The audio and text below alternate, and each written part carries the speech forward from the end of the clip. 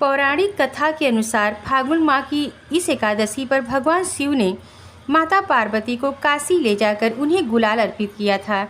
इसी कारण इस एकादशी को रंगभरी एकादशी के नाम से जाना जाता है। इसे आंवला एकादशी भी कहते हैं और अमल की एकादशी भी कहते हैं। तो आइए जानते हैं कि 2025 में आंवला एकादशी कब है। हर महीने के कृष्ण पक्ष और शुक्ल पक्ष की एकादशी तिथि पर व्रत का आयोजन किया जाता है, व्रत रखा जाता है। फागुन माह में मनाई जाने वाली एकादशी को रंगभरी एकादशी कहा जाता है और अमल की एकादशी भी कहा जाता है। मान्यताओं के अनुसार इस व्रत को करने से साधक के सभी पापों से मुक्त हो जाता है।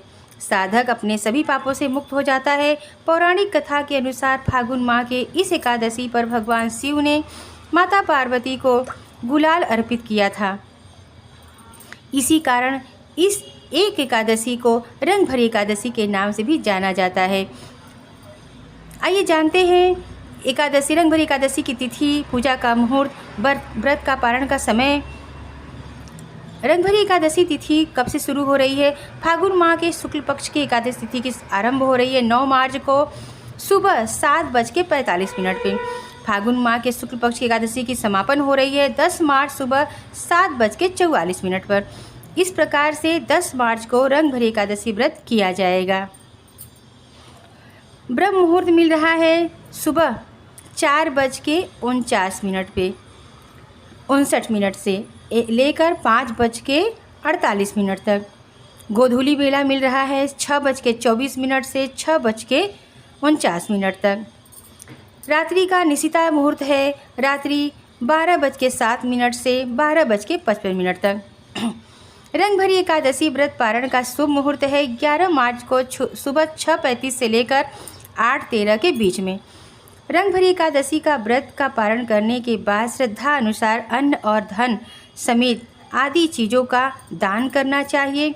मान्यता है कि दान करने से साधक जीवन में किसी भी चीज़ की कमी नहीं रहती है, इसलिए साधक को हमेशा व्रत के पारण करने के दिन आपको दान अवश्य करना चाहिए। रंगभरी एकादशी के दिन भगवान विष्णु के साथ साथ भोलेनाथ माँ पार्वती की पूजा भी की जाती है। इस दिन व्रत रखने से सुख और समृद्धि की प्राप्ति होती है। आंवले के पेड़ की भी इस दिन विधि पूर्वक पूजा की जाती है। रंगभरी एकादशी पर किसी मंदिर में आंवला वृक्ष लगाना अत्यंत शुभ माना जाता है। इसके अलावा इस दिन काशी विश्वनाथ की नगरी वाराणसी में भगवान शिव और माता पार्वती की आराधना की जाती है। रंगभरी एकादशी के व्रत का पारण करने के बाद श्रद्धा से अनुसार अन्न, धन और वस्तुओं का दान करना चाहिए। इस तरह से अगर आप व्रत पूजा करते हैं तो आपको व्रत की सारी पुण्य फल प्राप्त होता है। अगर आप व्रत करते हैं एकादशी का दिन तो आपको श्री सूक्त का पाठ अवश्य करनी चाहिए। भगवान विष्णु के सहस्त्र पाठ जरूर करना चाहिए। राम रक्षा स्तोत्र पाठ करें।